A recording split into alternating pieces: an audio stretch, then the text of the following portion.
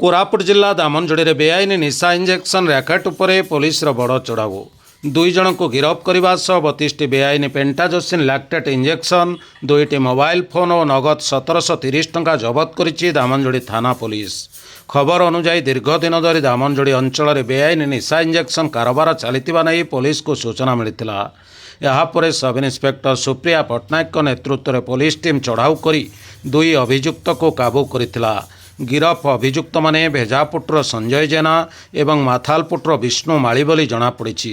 सेमानंक निकटरू 32 pentazocine lactate injection 2टी mobile phone और नगद 1730 टंका जबत करा जायछि। जिला ड्रग्स इन्स्पेक्टर एवं मजिस्ट्रेट का उपस्थित रे तलाशी पर उभय को दामनजोड़ी थाना केस नंबर 74/2026 एनडीपीएस एक्ट अनुसार कोर्ट चालान करा जायछि। घटना रे आहुरी तदंत जारी रही थाना अधिकारी परमानंद सोनानी सूचना दैछन्ति।